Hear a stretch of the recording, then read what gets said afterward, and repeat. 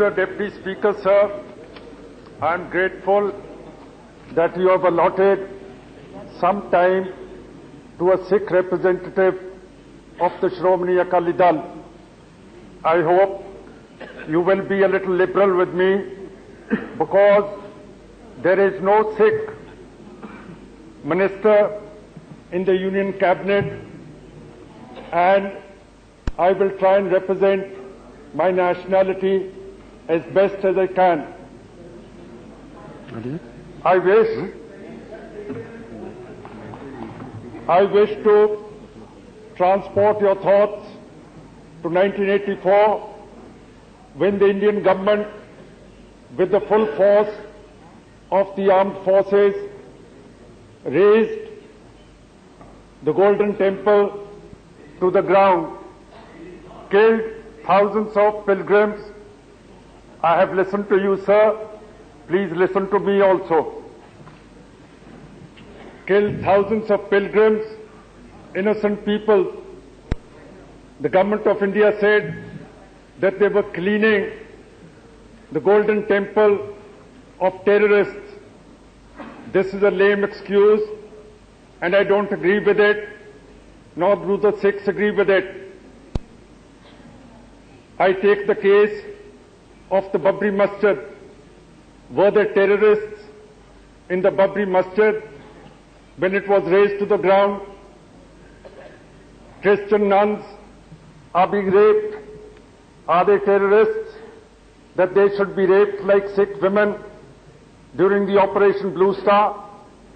The Pope is not being allowed to come to India, and obstacles are being placed in his way. Is the Pope a terrorist? Churches in Pondicherry have been burnt, razed to the ground. Did they hold up any terrorists? The presidential address is very careful, and it says that terrorism is going to be finished. Terrorism only finishes when there is an action and a reaction. That causes all sorts of terrorist problems. I blame the Indian state for terrorizing the minorities and putting us to death. I myself have served 7 years in prison. I myself have been tortured, and the height of it all was that though Article 21 of the Constitution gives us the right to life and liberty, it was taken away by Rajiv Gandhi's government by introducing the 59th Constitutional Bill, which declared that we could be finished off without the due process of law. Not the sort of laws that have been promulgated in this country. There are hundreds of Sikhs who are in prison since 1984. TADA has been repealed on the surface of it, but I'm attending TADA courts. I'm a TADA prisoner myself. How long is this justice going to continue? How long are we to get our cherished dreams, which Jawaharlal Nehru promised, that we would get a territory in India where we could feel the glow of freedom? We don't feel the freedom. Our passports have been confiscated. We are not allowed to travel abroad, not even though I've become an MP. It's the privilege of an MP to get a diplomatic passport, but this has all been denied to us. What about the river waters of the Punjab? The Constitution is very clear that river waters are on the state list, but all the waters of Punjab have been taken over by New Delhi. New Delhi distributes the waters. Everything, our natural resources are looted by the state of India, and we are very, very annoyed with all that is happening to us in the Punjab. There is no liberty. There is no money to pay the servants. There is no money to pay the government servants. It has got so corrupt that it's become a state which is about to wither away. The same is true of most of the states of which I've heard about. Odisha, West Bengal, they don't have any money. So what are we going to do? How is the centre going to provide money to all these states? I fail to understand, because if the centre provides all the money, it wears the jackboots, which we don't want it to wear.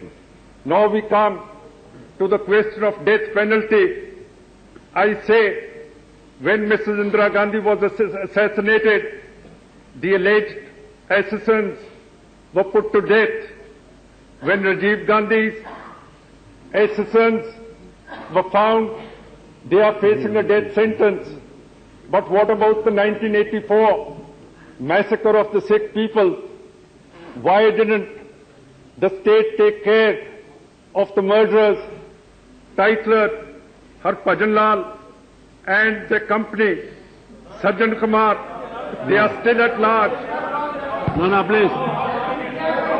No, listen. Sir,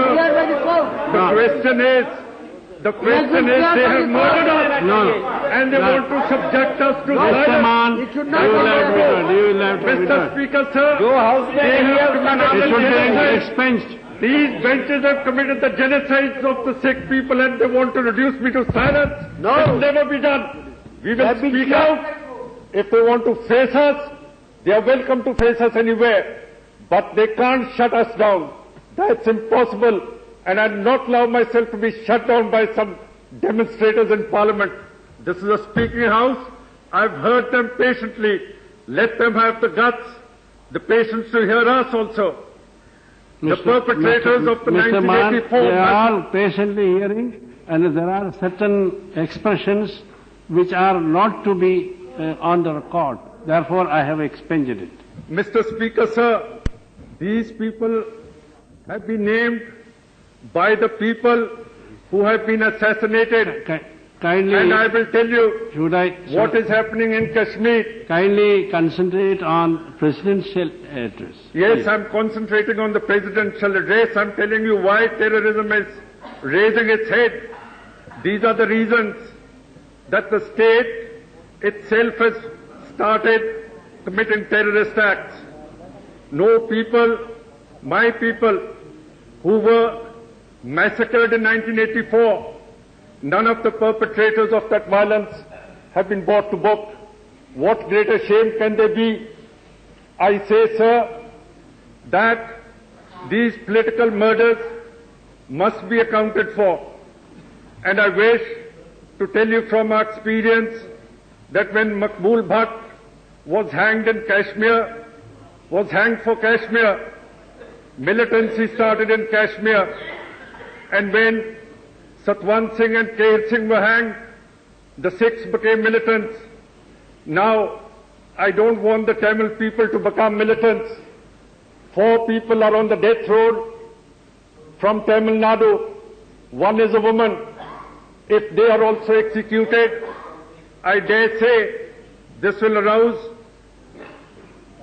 Tamil nationalism, and I would be very grateful.